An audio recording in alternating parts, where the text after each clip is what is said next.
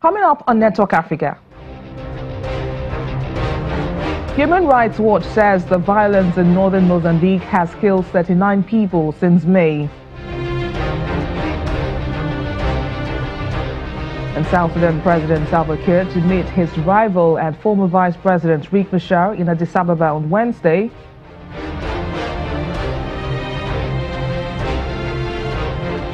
Plus, today marks the World Sickle Cell Day, a day set aside by the UN General Assembly to create awareness on the blood disorder.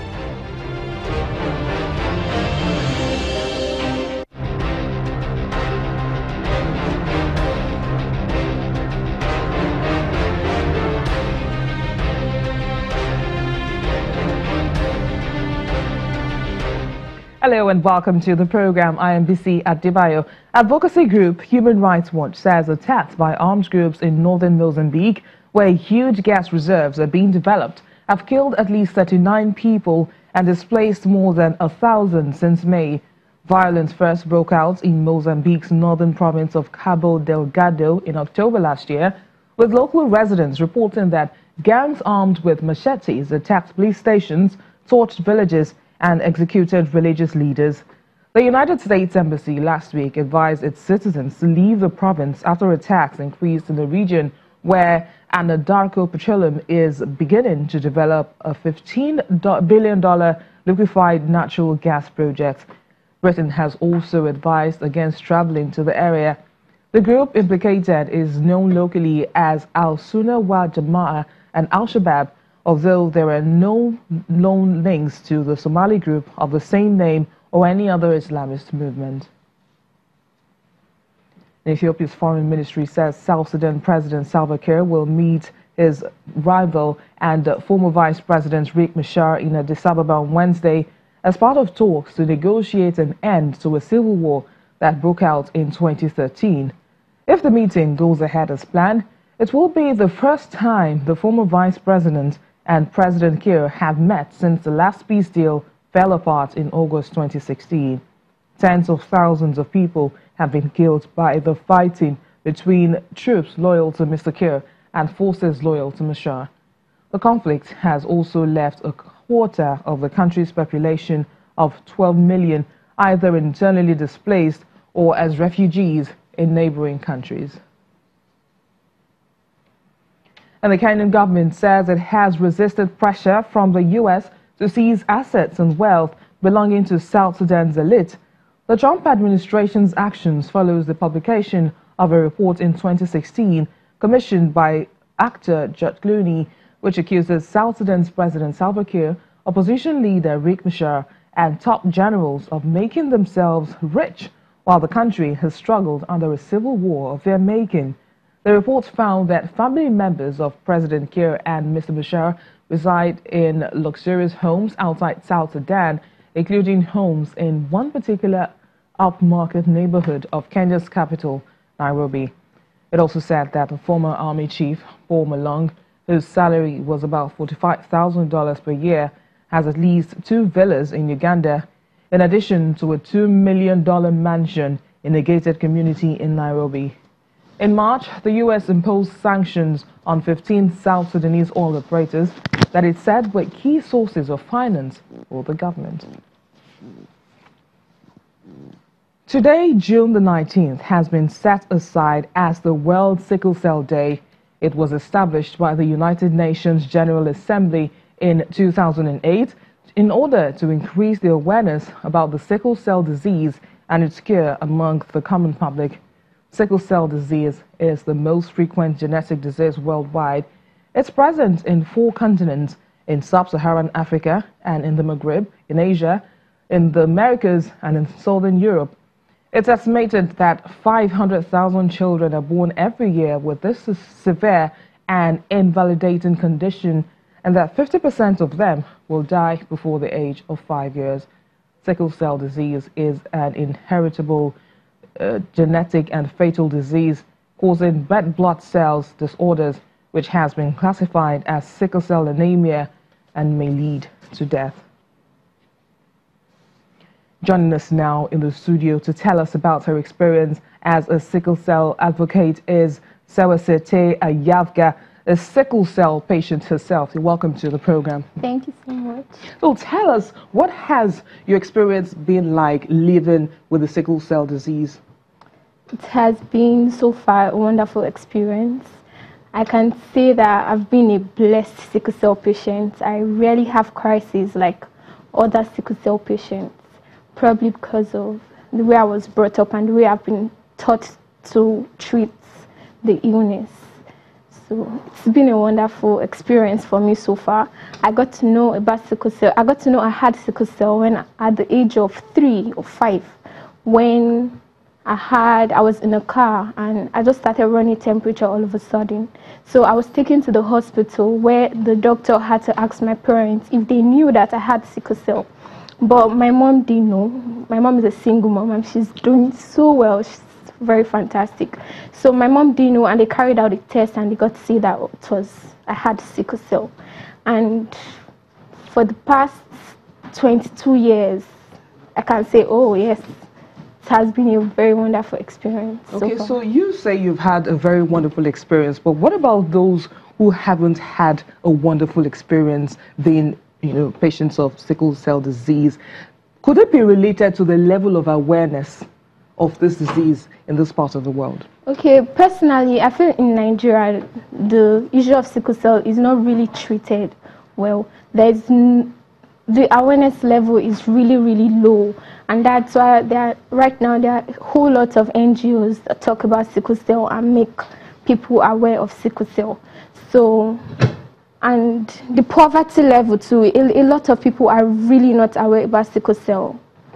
So how has the condition affected your social life, your education, and every other aspect of your life? Okay, growing up, I think it affected my social life because everything what my mates were doing at that point, I could not, like entry rain to play and all this kind of thing. Little things trigger crisis for me. And educationally, it also affected me in the sense that I get tensed when it comes for time for exam. And anytime I get tensed, I tend to have a crisis. But most times, I'm usually in the hospital during my exams. But so far, so good. It is a side. Now, talking about some of the experience you just mentioned now, has there been any point in time where you were stigmatized for living with the sickle cell disease? There has been no point where I've been stigmatized about sickle cell. No point. But do you think that it's a general thing? I don't think so. A lot of people usually, I feel probably because of the people that are around me, that's why. But personally, no, I've never been stigmatized. So if you were to advise someone who is living with this condition, what would you say to that person? Okay, first of all, I feel a lot of people are ignorant about sickle cell, and I see it a lot. A lot of people are being ignorant about sickle cell. It doesn't take you anything to do a blood test to know your genotype before getting into marriage, but a lot of people I just feel a lot of people are ignorant about sickle cell, and I feel for people to get married and all these things, they should try and do 1 or 2 blood tests so that, because it's really not easy living with sickle cell. It is actually not easy. The pains and everything, it is not so easy living with sickle cell. Well, thank you so much, Sewese Ayavga, for coming on Network Africa to share your experience with us.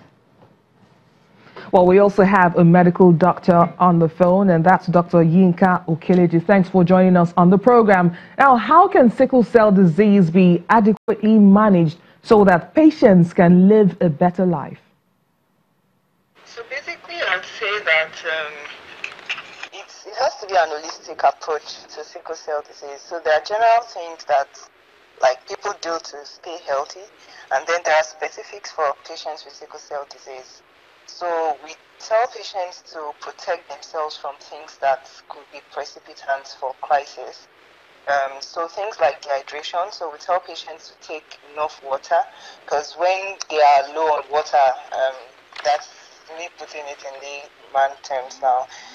Yes, so when they don't take enough water and they have low water levels in their system, that's putting it very simply. So they tend to have the likelihood for them to have sickle cell crisis increases. So we also tell them that they should prevent things like malaria and infections. So you have sickle cell disease, you should protect yourself from malaria, sleep under mosquito treated nets,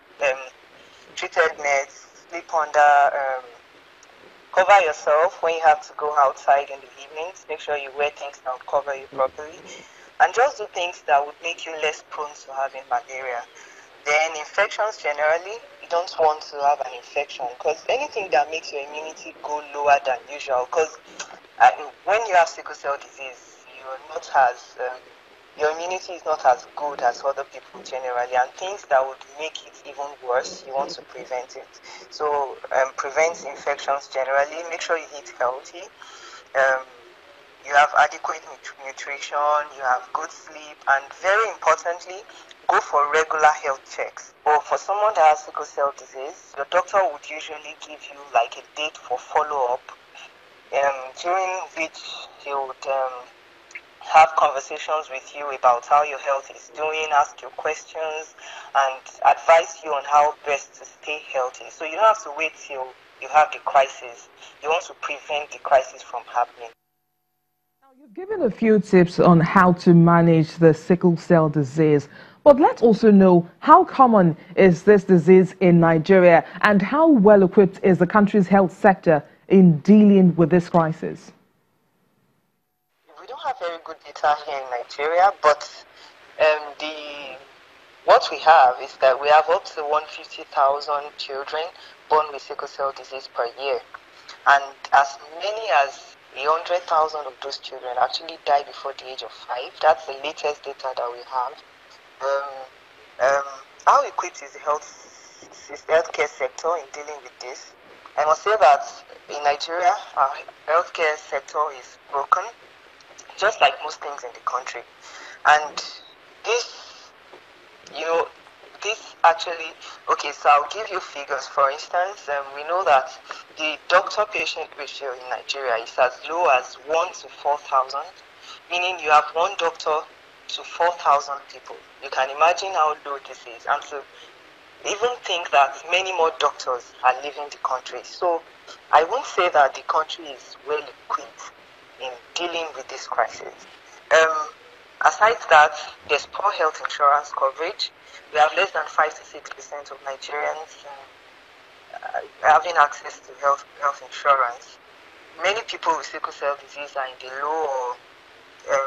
low socioeconomic class, so they can't even afford good health care. Yeah, so basically, we're not particularly well equipped in dealing with this. And we understand that a bone marrow transplant or blood stem cell transplant can cure SCD, but how achievable and affordable is this procedure here in Nigeria? Achievable?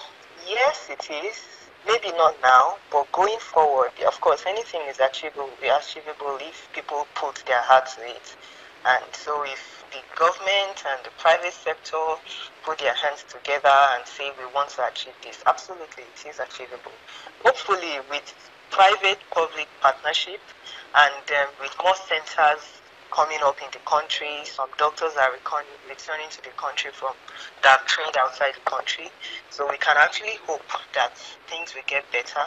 Well, about being achievable, I think it is achievable with time and as things get better in the country.